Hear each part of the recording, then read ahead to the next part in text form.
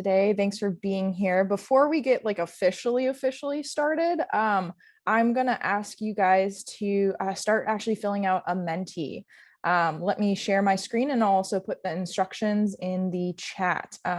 So we'll be doing, so please fill that out while we wait on everyone else to join us. And yeah, thank you.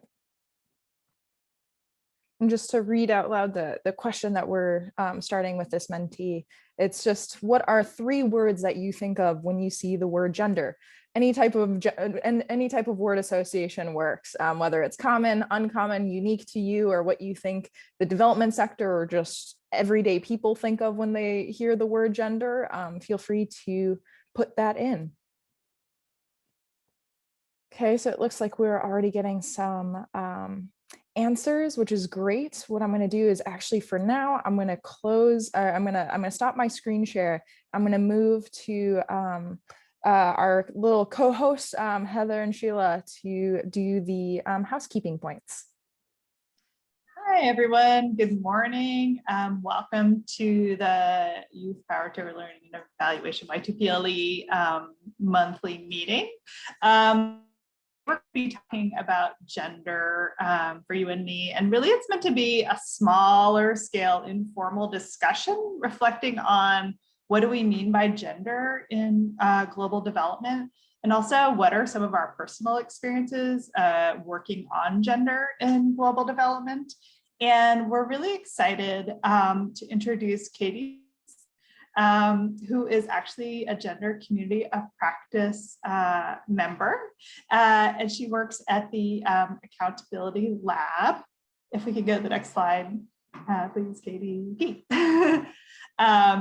And as you probably saw in the description, she's a Gen Zer, and she works at Accountability Lab as their operations and programs officer and the lead of their youth work. And she serves on several of these different councils and organizations, but also has a really strong interest in gender and global development and young people.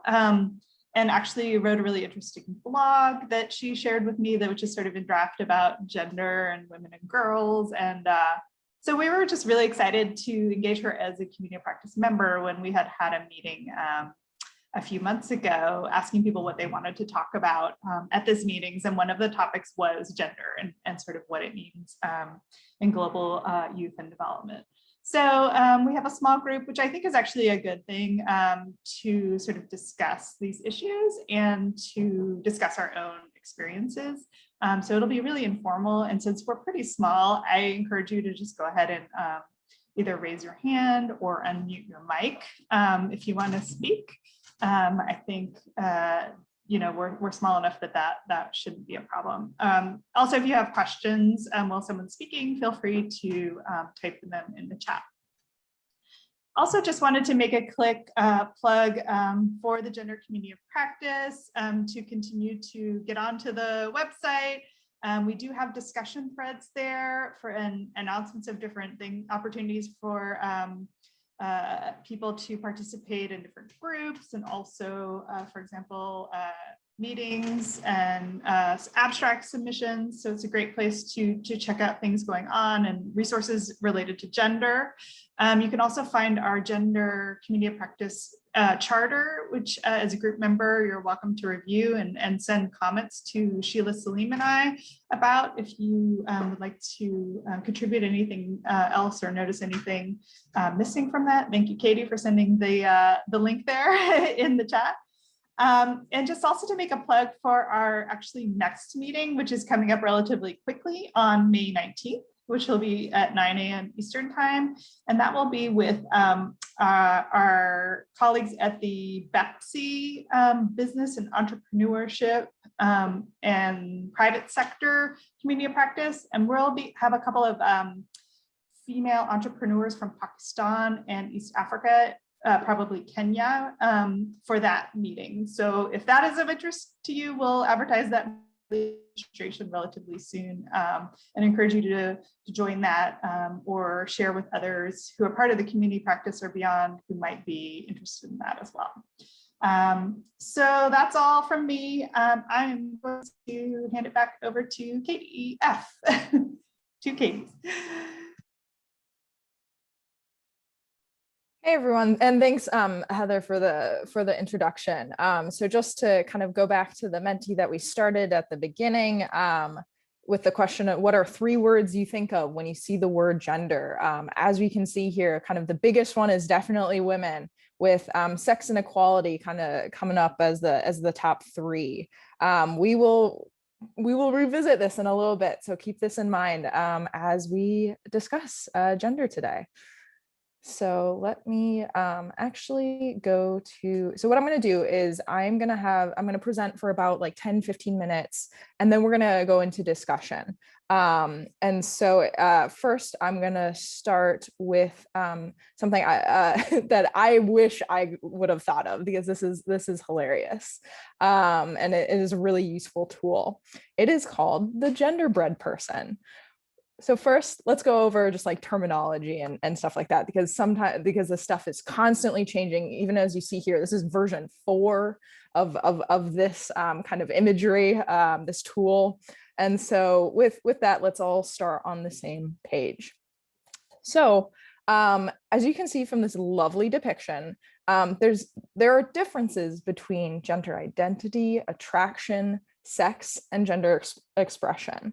So your gender identity is how you see yourself. It's not just in your head, but it's this idea of who you believe you are and who you know yourself to be. Attraction is more related to sexual orientation. At the same time, there's romantic orientation, but I don't want to get too much into that, because that's more that's less about gender identity, but still can be relevant and still can be things that some people might not or might confuse. And then there's sex, so biological sex. It's one of those things that we'll keep talking about, is how there is not a binary when it comes to this stuff, and sex is no different from that. Sex, as we can see here, there's female, intersex, male.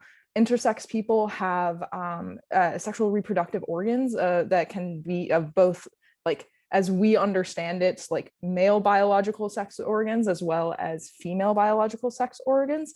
From what I understand, they are a little less common than redheads. So that there's actually a lot of intersex people running around in the world.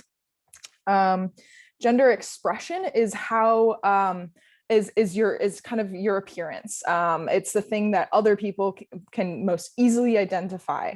As you can see from my own, or maybe you can see me, I have long hair, and right now it's in a braid. So in some cultures, that long braid could be female or male. But in American culture, having long hair and that kind of braid would kind of, most people would be like, oh, that's a little bit more of a feminine gender expression.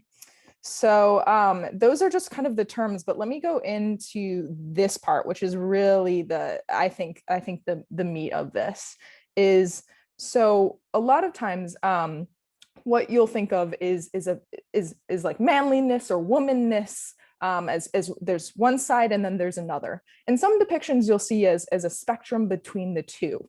The reason why I like this version of the genderbread person is it allows for more nuance, I think, because not only can you have like, let's say, gender expression that is feminine, but you can also have gender expression that's masculine, and those things and it's not just, you're not just mostly feminine or mostly masculine. It's possible to have a little bit of mostly both, if that makes sense. It's not a zero-sum game. It's not like you can only have one or the other. You can only be leaning one side or another in your gender expression, identity, and even your sex, as I mentioned with intersex people. And so so with what I want to talk about with this is with gender identity, there's a couple of different terms that you might hear, or maybe this is the first time you're hearing of it. First, I'll go with cisgender. So cisgender is the idea that your gender identity matches, I use that loosely, matches your gender, or sorry, your biological or anatomical sex.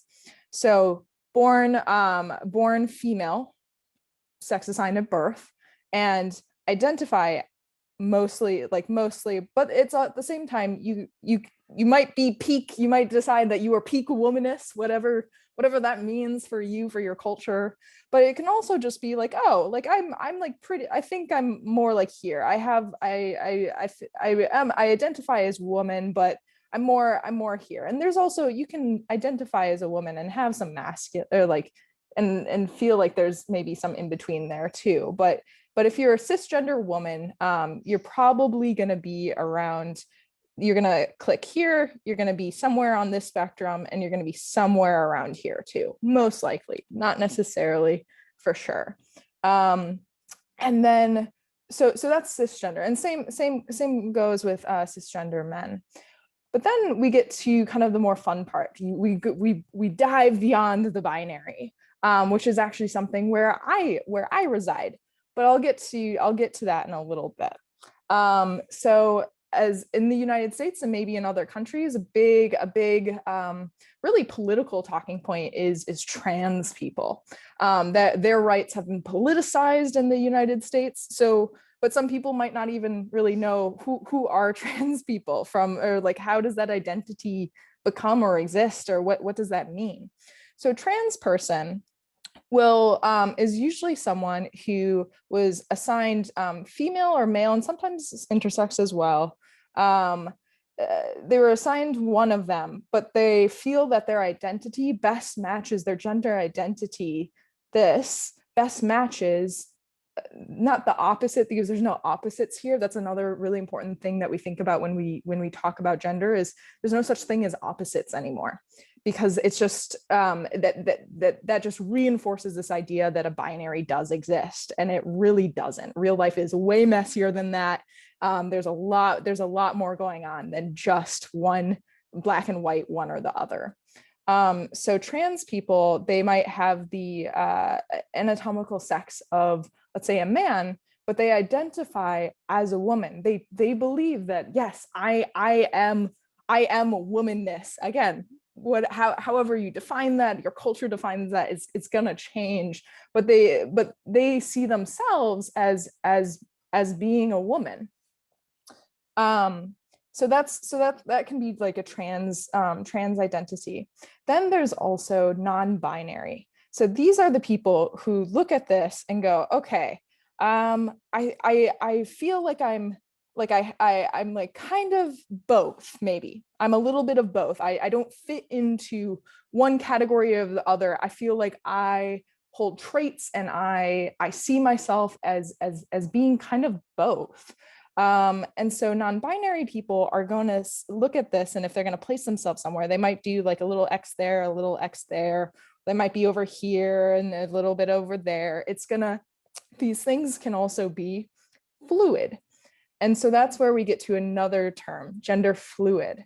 Now, these people can, from day to day, month to month, year to year, their gender identity and also expression. I know I've been kind of ignoring that for a little bit, but their gender identity can kind of just change, and it's fluid, based on how they're feeling that day. And it's not, you don't think of it as like a whim of the day of, oh, I feel like having ice cream. No, these are important and like fundamental like identity aspects, but it's just not going to be the constant that perhaps like really society, families, other people demand of themselves. No.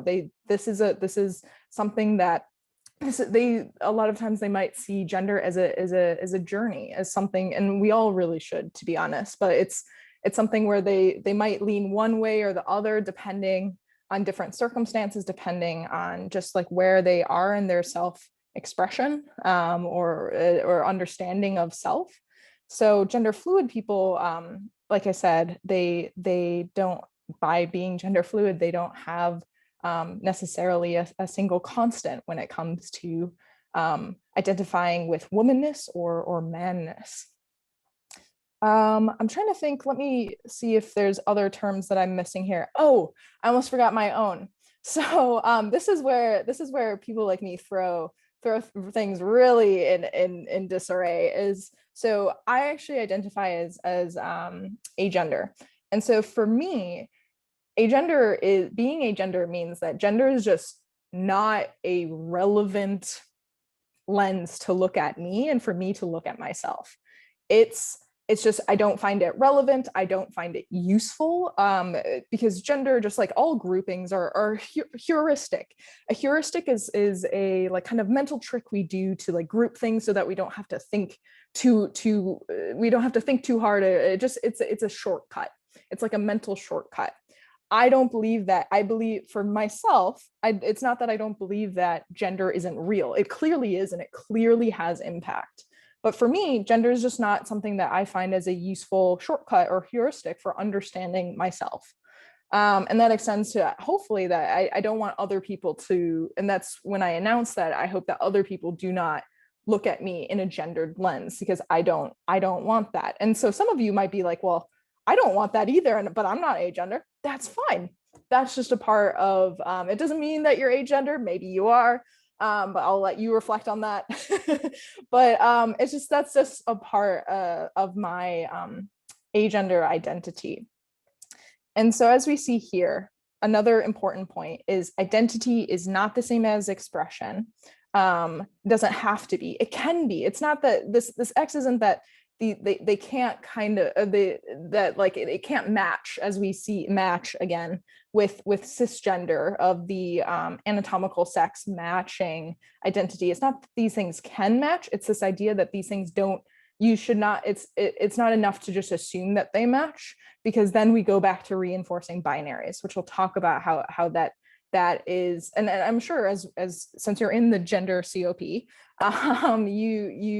you're beginning to understand, or you already intimately understand that binaries create like gender role, like discriminatory gender roles and responsibilities and whatnot. But yeah, so these things aren't equal to one another. They are separate things. Of course, they relate to one another. My identity as an agender person expresses itself, and I express myself through my outward appearance. But yeah, so this is the genderbread person. I'm going to move on to a couple other points before we get to the discussion. But if you have questions on this, we're going to have time to go back to this and for people to ask questions. So if you have questions, either hold on to them, write them down, or put them in the chat. Or if you're a little bit nervous about kind of sharing your questions with the group, please feel free to direct them straight to me, and I'll just say someone had this question. So no worries there. So the next point that I'm gonna, hello people, I don't know if you saw me while I was explaining those things. But the next thing I want to move on to is this idea of respect. How do I put this? It's about everything that we kind of do, hopefully with development, is about respect, is about respecting one another, and showing that in different ways. So when it comes to gender, it's very important that you just respect when people tell you who they are, you just say, okay, great. Like if someone's like, yep, like I use she, her pronouns, and you just go, okay, that's great. Or I might introduce myself as Charlie, and it's okay, great. It's about mutual respect. It's not an arguing point. Of course, like there's a time for learning and a time for like, oh, I don't quite understand that term. But it's not a time for argue, and that's just a thing of mutual respect. A little pointer that I want to give for people who may be trying to have these conversations in more conservative circles is, so in the US and perhaps in other countries too, it's quite common for women when they get married to take the last name of their husband. And then people refer them to, instead of like Miss Johnson, it's Mrs. Smith. And so they're changing this person that they might have known since they were a baby. They're changing this person's name, and like it might take a minute, it might take them a couple times, but people are capable. They've shown that they're capable of recognizing someone under a new name. And so if someone ever says to you like, oh, it's too hard, I don't know, like I don't know about that, that might be a useful example if that's something you see in your context as well, is to say, well, like you called neighbor Sarah, like Sarah Johnson for the longest time, but then when she got married, you were able to call her Sarah Smith. So like you're capable, you're a capable individual, like we believe in you. So that's just a little trick that I like to use, because I'm actually from suburbia of Minnesota. So very, very red, very conservative. So I have these debates and stuff a lot where I'm from. So happy to give tips and tricks on kind of navigating that space. The next thing that I want to share is something else I commonly hear is, come on, Katie, this is just like a Western ideal. This, like, stop coming at me with these different terms and stuff like that. This is you trying to like colonize my space. And what I like to show people is that like that there's actually this idea, this expanded idea of gender has been seen around the world. And so this is a map by PBS, which is kind of like I asked this question yesterday with Heather of like, how do we describe it? It's like a public, not radio, but public news television show or like network here in the US. They put together a map of non-binary, I guess I'll de-expand here a little bit, of identities other than man and woman around the world. So like here's one in Benin. They had an all-female regiment of female warriors, and they were thought to have masculine or aggressive traits. They were arguably, you could say, like they were seen as a different gender. Let me see if I can, there we go. Let's see what Peru has. So Peru had a third gender ritual attendants or shamans that performed rituals. Let's go over to Pacifica, see if there's anything over here. What's over here? Tonga. Third gender tradition. We have biological males who adopted feminine dress. They did not consider themselves to be transgender or gay, so we have a potential third gender. Some of the language in the PBS map can be a little bit problematic. I will definitely be the first to admit that, but this is my way of saying, like, this is not actually just a Western or American like popular fad, although like I would argue that potentially it is, but from the sense of like people now, or like some donors are now caring about this, or they have cared about this for different reasons. But this is gender. The idea of gender beyond man and woman is definitely not just a Western thing. Like, sometime take a look at this map. I'll put the link in the chat. It's quite cool. And then for the last thing that I wanted to talk about is gender in the development sector. So I've only been in the development sector for a couple years now, but something that I have noticed almost immediately is how the word gender is used as a substitute for women and girls. I do gender work. Like I do gender work, we do gender work. Here is our gender project in Malawi or something like that. But when upon investigation, it's we do women and girls work, which is great. Like they are a subset of the population that definitely needs attention and projects that pertain specifically to them. But that's not, as we kind of found out, that's not quite accurate to say that you do gender work, because gender is it's unique in that it's unique to ourselves, but it's universal. Everyone everyone experiences gender, but they often do it in a different or unique way, their own understanding of gender. And so maybe you might think that I'm being pedantic, right? Of like, well, Katie, it doesn't really matter. It's just like words change meaning. Absolutely, I agree. But what I want to bring attention to is the fact that this isn't just inaccurate, it can also be harmful. And it can also specifically cause harm, not only from the sense of by equating gender with just women and children, you're reducing something that to just be able to kind of be thrown to the women and girls in the room, as I'm sure some of you have felt in your work before, is, oh, okay, well, this is just, well, we can just sidestep this because it's just women's work, and have that reduction is, that's not appropriate, nor is that like good, but it does happen. But it's specifically harmful because, for example, let's say that you created the first, or your organization has funded the first, as your organization defines it, the first gender-based violence clinic in an area. And that's how you advertise your work. That's how you report it to donors. That's how you advertise it in the community. So that's gender-based violence. That's what you do, right? Well, what happens when a trans person walks in and says, okay, I've been assaulted because I'm trans, whether, like, for whatever reason, I've been assaulted based purely on my gender, and your frontline workers go, oh, no, we don't do that here, like, you need to leave. So not only are you potentially, like, there's so many, like, or maybe you've trained your people to be, you're actually a gender-based violence clinic, and it's like, oh yes, great, like, we have resources for you, we have a place for you to stay with, if it's a shelter and stuff like that, like, that's great.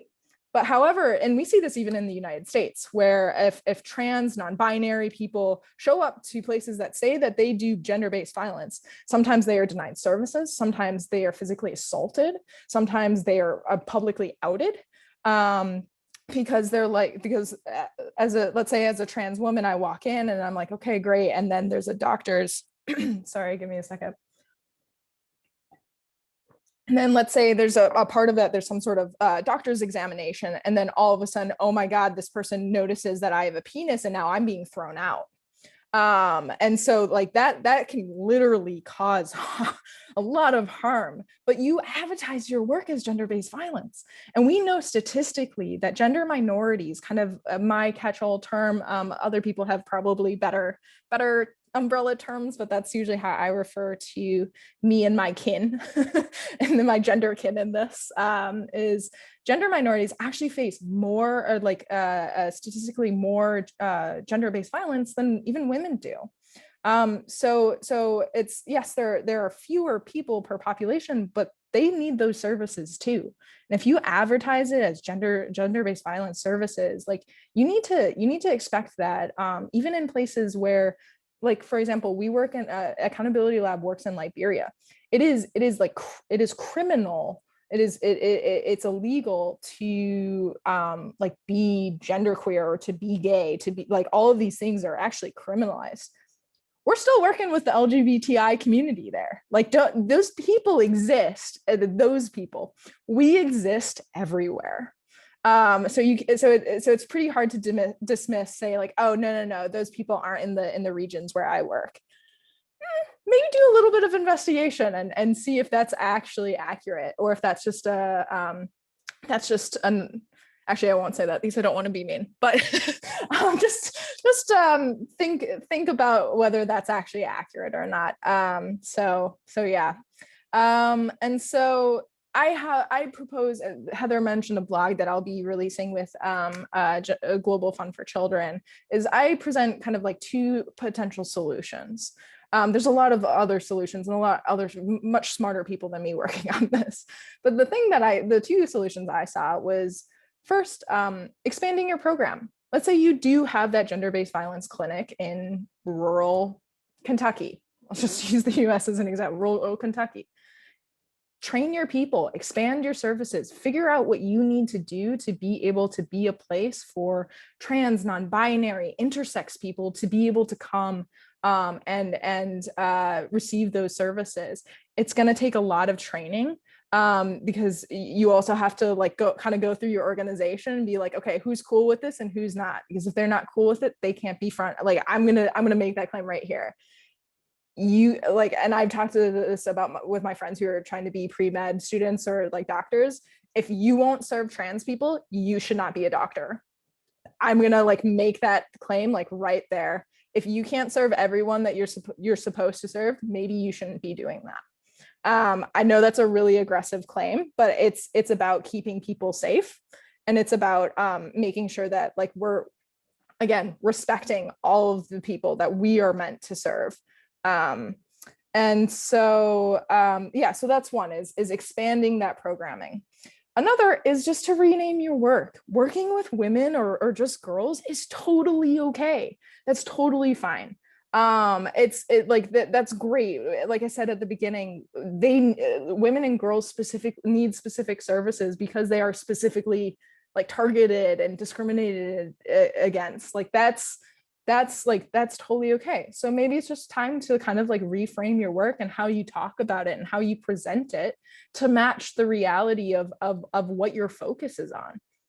So those are kind of the two solutions I came up with. Like I said, a lot of smarter people are working on this. So there's a lot of other solutions, I imagine.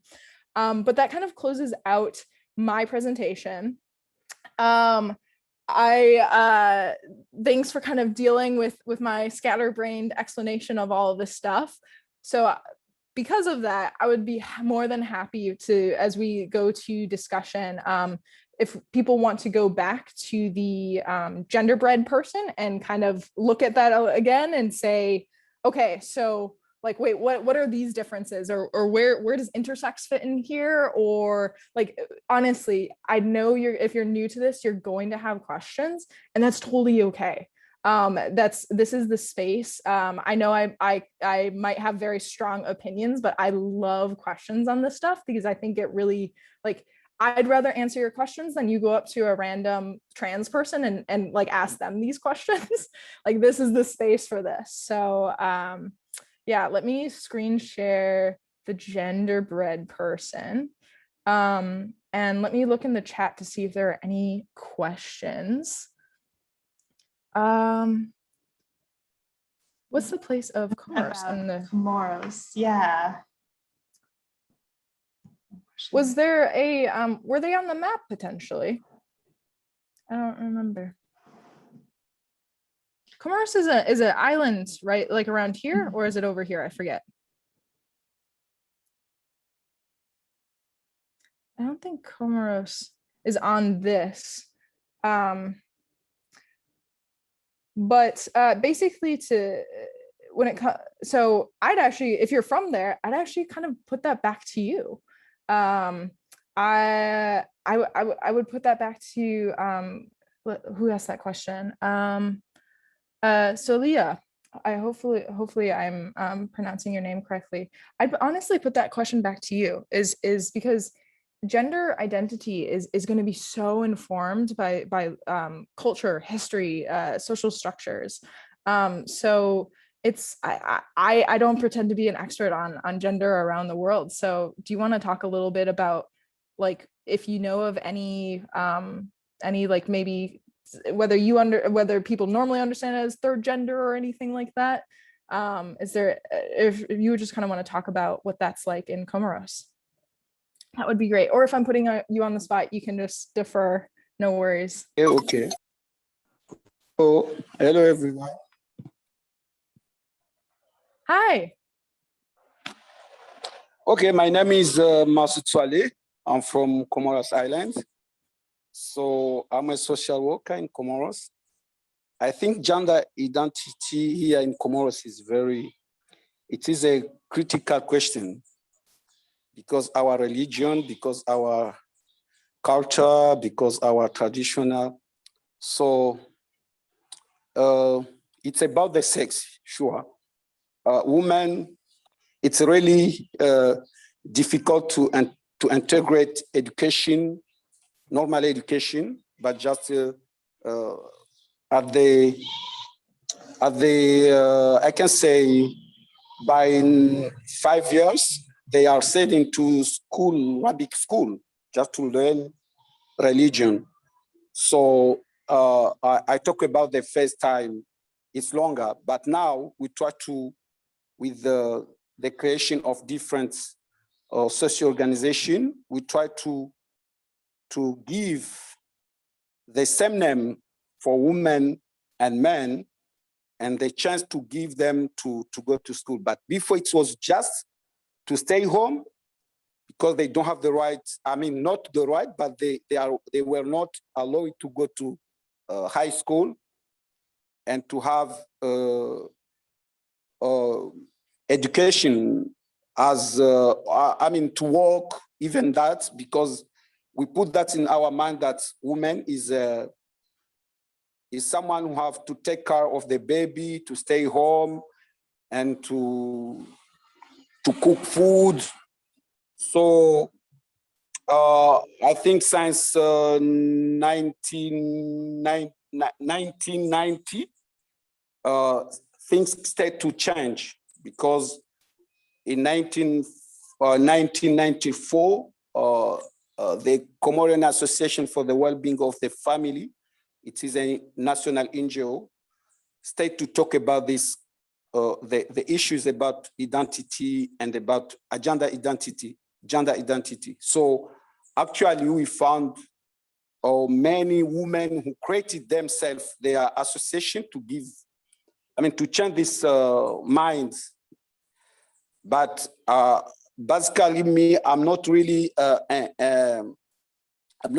specialist in this question about gender identity, but I think from this, from your presentation, I found that there is many things that you have to study in Comoros and to know what's really the place of this this distinction about women and men, and with the limit of this distinction, because sometimes we give even the responsibility to a man, even he's not I mean, he don't have really the competence and the skills to take this place, but because he's a man, so we give him in the place of a woman who is very, I mean, who's very smart, who can do the work, but as he's a woman, he cannot get this. This is really a discrimination that exists in the country until now. So I don't know, maybe it will be nice if really we make a study, a case study about this identity, gender identity in Comoros. Thank you. And thank you for your presentation. It's very clear. Yeah, you bring up something that I got kind of excited when you were talking, because this, as you're talking about how not only with anatomical sex, biological sex, how that's mapped on like pretty closely to gender identity in Comoros, and I would say almost everywhere that's like quite mapped on. So Comoros is not alone in that by any means. And this, I don't have a great explanation or response, other than this is one of those things why I think, like, whether you want to call it queer theory or just non-binary thinking, is so important actually to deconstructing those roles, those association of gender roles of, well, like you mentioned, if there's a competent woman and an incompetent man, they'll still be deferred to the man. But this is the best part, is like, what if you throw in a non-binary person there? Like, what do you do? Because it's like, oh, well, but like that person, like maybe 2 of the 3 people have, let's say, like a penis or something like that. It's like, well, do you defer based on sex? Do you defer based on like who has shortest hair, or whatever kind of depiction of masculinity makes sense? Non-binary people, third gender people, gender minorities, however you want to kind of umbrella term it, they throw this binary thinking kind of like on its head. It's like, well, like that works if there's only 2, or if there's only the binary. But if you actually encourage and embrace the presence and the identity beyond those binaries, we see that these roles start to break down, and because they stop making logical sense. You can't logic your way through that if it's like, okay, but then where do trans people fit into this? Where do intersex people fit into this? Even if you're talking with someone who's like, well, like biologically, it's like, okay, great. So what about intersex people? Like, where do they fit in here? So I'm sorry that I don't have a better response, but that's why I got a little bit like smiley and excitable when you were talking, because I think that there is a chance that by embracing potentially like kind of third gender, like third sex, again, however you want to define it, that we can start breaking down those issues, those differences that people believe are inherent in having certain sexual organs versus others, or having long hair versus short hair. So yeah, I'll if there's any other questions, I will also share the link for the I can just do that right now, actually. Genderbread. Does anyone else have a question specifically about the terms or comment, or how familiar are you with these concepts? I'm sure we all have different experiences. If you want to comment on that or have a question. Or maybe there's something I got wrong in your opinion. Honestly, like this is the space. So please feel free to jump in.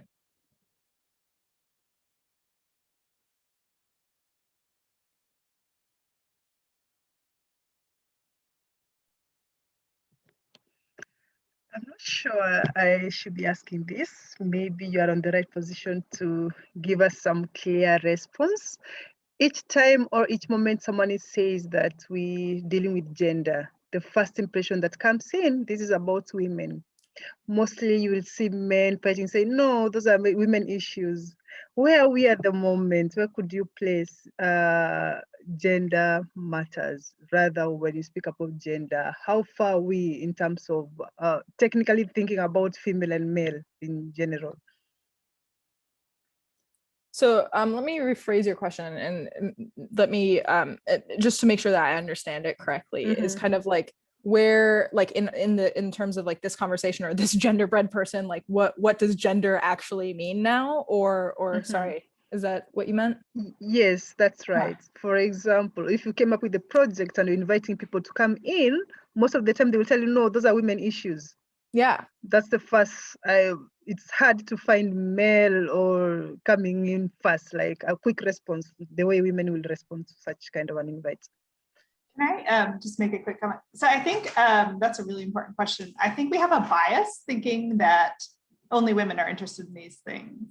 I think when we open and include other people and even men, I think you'll find that men are actually interested in these topics as well. But I think our sector has done a very poor job in global development of assuming culturally that only women are interested in these things. So I'll give an example. We did a study in Northern Ghana where we talked to men about support for safe abortion and family planning.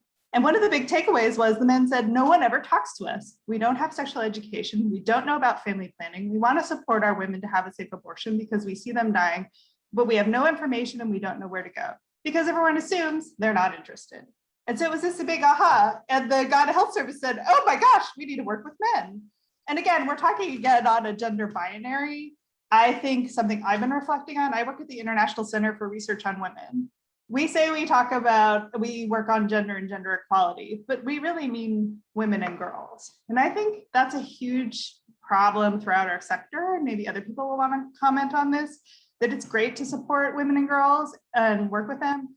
But if you're saying you're working on gender, you need to include all gender and not just women and girls. And I think we have a really long way to go. I think a lot of us aren't even properly trained in all of these concepts of gender, how to incorporate them into our work, how to talk about them in global development.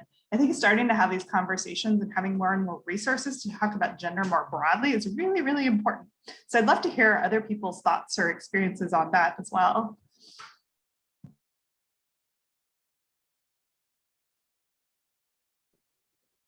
Thank you.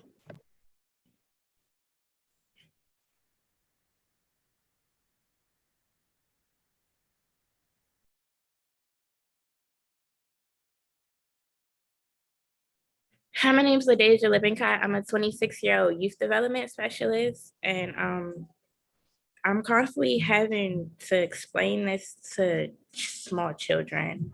I have a lot of, I work with at-risk youth. I'm in Washington, D.C. as well. So I have a lot of absent father figures in their households. So when I break this down to smaller kids on, their responses, he's a boy, but pretty much in a child's aspect of why does he act like a girl? I always break it down into as in the spirit, like who God calls you to be or who you believe you are, is spoken into the body first.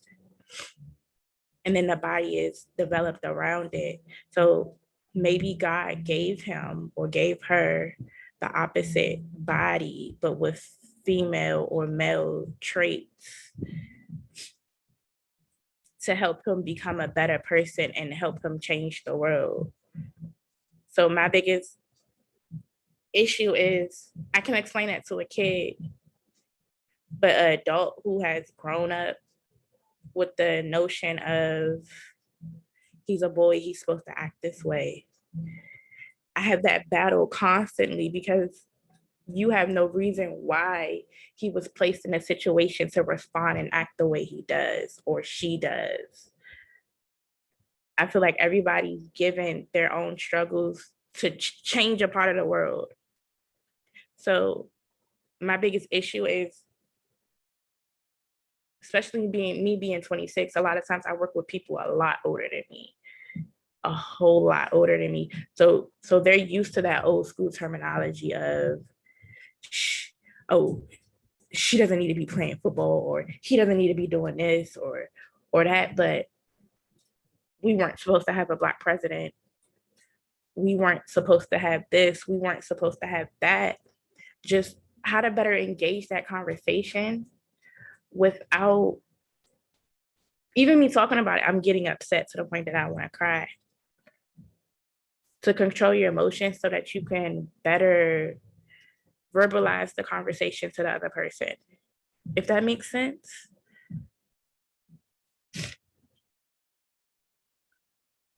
Ladaija, thanks so much for sharing. Oh, sorry.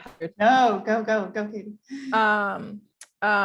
Yeah, no, this is something that because it's about me, I get weirdly emotional when I'm talking to people that I care about, because I see it and I'm like, but don't you see me? Don't you care about like me, or if you have friends that are queer, gender queer, anything like that, like, don't you see us? Like, you say that you love and care about us, and that can be upsetting. So that's a whole other realm that I'll leave for now, but I just want to say that I see you, and I know what that's like.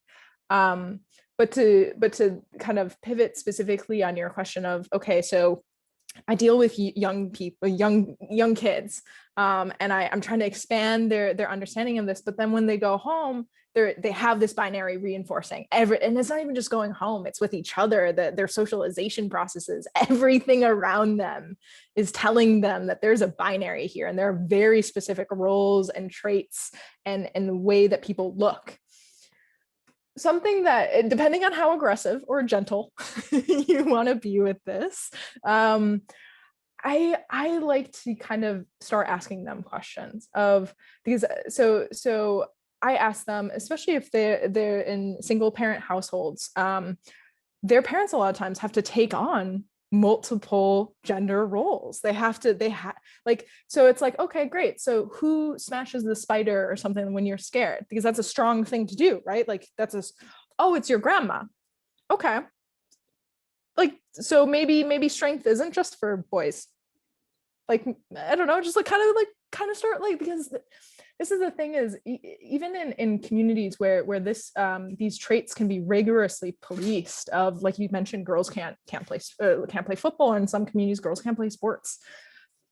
there's something else. There are examples. There are examples in their life of, okay, well, girls can't play sports, but guess who's like chopping wood, or who's like if they're in a farming community, like guess who's taking care of like doing some really intensive manual labor like throughout the day, or even just at their work if they work in certain industries. It's like, okay, well, maybe strength is being seen in other areas, and kind of like helping them realize that. That's a little bit of a softer approach to get them to start interrogating that themselves. And I think that's a great approach for children, because they're always going to be told what to think. There's very few people that are like, well, what do you see? What do you think? And I think that they're smarter than we give them credit for, and they notice more. It's just about perhaps asking them the right questions. So I'm more of an aggressive person, but I like to take a little bit of a softer approach with that. So that's just my thought. But does anyone else have ideas on how to address this problem of when the world is telling youngsters, whatever that may mean, that there's a binary? And it's like, how do we get them to move past that? And maybe how can genderqueer theory help us move past that? Or if other people have other questions, happy to go over that. I have a further question, so definitely not an answer. And also to address Heather's question, for us at Women Strong, we had a long debate over whether to use the word gender or women and girls in some of our work. And we chose to use women and girls because we really looked in reality, what is it that we're doing? So for example, we have a girls education and empowerment cohort of grantee partners. We have a violence against women and girls cohort rather than a gender-based violence cohort. But still that collapse of gender and women like gets on our programs. Like, for example, we were working with some partners to help them develop a curriculum for their girls club programs. And I really wanted to include conversation about gender and what is gender and what are, as you use the term, Katie, gender minorities. And we were told by our partners who were, told by their local partners who are, this was in Ghana, the Ghana education system, that you can't include that or else you can't work in the school. So we had to leave that out or really tone down the language. And that was really hard for me as like authoring this text. And so it was like a choice, like, do we throw the whole thing out or do we just take this piece out? And it felt really like we were, kind of co-opted by these local stakeholders, and there just wasn't the space for like really engagement there. So this is like a really big question, but like, how would you address that? Or what are solutions that others have had to get other stakeholders on board so you can really do the work that you want to do on gender in all its meanings? I'm going to defer to the crowd here. Because when it comes to just basically, as I see it, like LGBTQ or gender education, I know nothing, and I will admit that. So someone else would have some insight to share. It's a great question. Where I found success, I worked on abortion, which is another taboo topic a lot that I mentioned earlier, is getting people from those communities to support whatever it is that you're, talking about. So Ghanaians saying, this is important, men saying this is important, educators saying this is important, because I think we've faced that struggle of it's seen as colonization, as a Western thing, not something important, when we all know this is not invisible. These populations exist, they're vulnerable. But if we're preaching this to people and we're not from that community, I think it often falls on deaf ears. So where we found success, for example, in Bolivia, we worked with mine workers who said safe abortion is important to us. We engaged all kinds of different indigenous communities to say safe abortion is important to us. We were not the voice.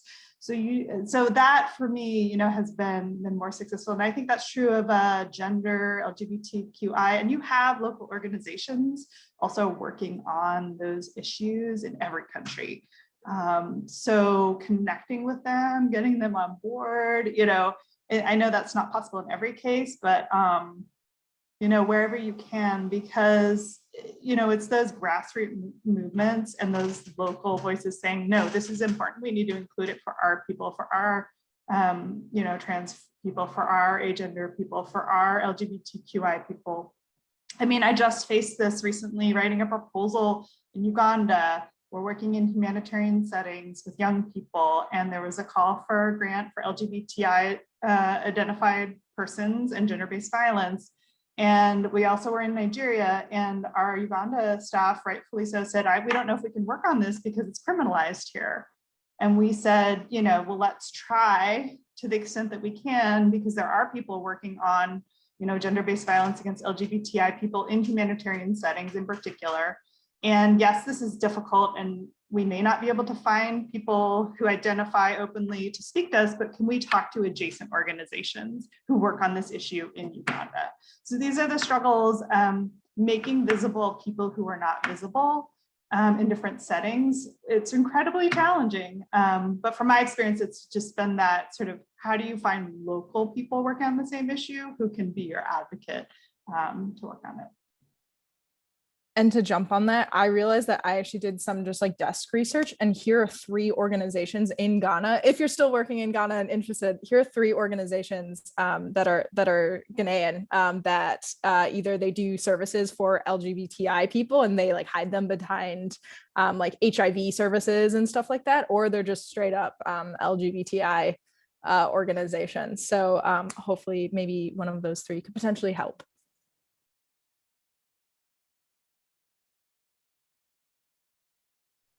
Also, if you're still looking, in Ghana, I worked with an awesome NGO in Northern Ghana who supported the safe abortion and would probably be interested in supporting your curricula the way it is too, if you're still looking to do that. So I can put you in touch with them. They're called NORSAC. They're awesome. Yeah, no, if you do desk research, you can find they a lot of times they have to in contexts where the work that they're doing is actually like kind of criminalized or just outright criminalized, not just kind of. You might have to do some digging, but like that desk research is a great way to make sure that your understanding is contextualized and what you're bringing is not another colonial imperialist thought process or lens.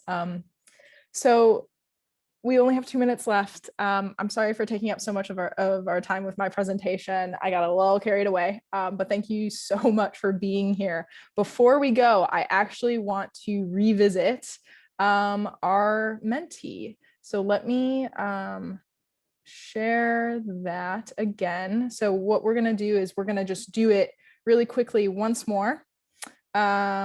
Share screen. Where's the mentee? Blank slate. Do you guys see the mentee? Yes, no? Yeah. Yes. So blank slate. And if you don't want to do the mentee, please feel free to put it in the chat. But now, what are 3 words that you think of when you see the word gender? And if it's the same, no worries. This is just kind of a sense check to see where we are as a group.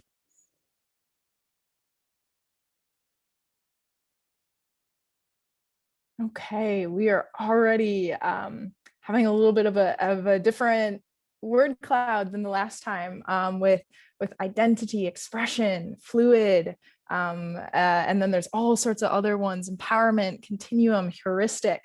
I love the word heuristic. You should bring that into your vocabulary. it makes you feel very smart. Great. Well, I know we're on the clock, or we're on the hour. So Heather, Sheila, if there's anything else that you want to share with the group, what I'll do is I'll take a screenshot of the before and after mentees too. That will be a part, and I'll share all of the resources that I talked about. Please explore Genderbread. It is a open source material, so you don't have to worry about copyright or anything like that. I am always supportive of open source stuff. So thank you so much from my side. Just thank you so much for your time and your care on these issues. So thank you. Heather, Sheila, if there's anything you want to do to wrap us up. Katie, thank you very much. This has been really great. I've actually had a really great time just listening to people sharing, and also even now looking at the mentee and the words coming up. You can clearly tell that something has happened during the discussions with words like expression, synergies. So thank you very much. Once again, I would like to share, we call upon you to sign up on the website. I think Katie will be sharing the link to the Gender Community of Practice. Kindly please sign up so that we can continue making this discussion go on even after this session. And just to inform you that we have an upcoming engagement on the 19th. It will be focused more on entrepreneurship, but anytime you feel or you have a topic of discussion, you'll feel free to drop it in the community of practice, that is gender to be precise. I can see the link has been shared in the chat box, but thank you very much, everyone. Elizabeth, Judith, Julia, Ladaija, sending you hugs for the work that you do. I hope you keep on doing the work, don't give up. So thank you again, once again, everyone. I don't know if Heather has anything to add before we close up. Just thanks everyone for your participation. I hope this is interesting, and let's continue this conversation and the connections. Thanks, y'all. Thank you. Bye-bye. Bye, everyone. Bye, everyone.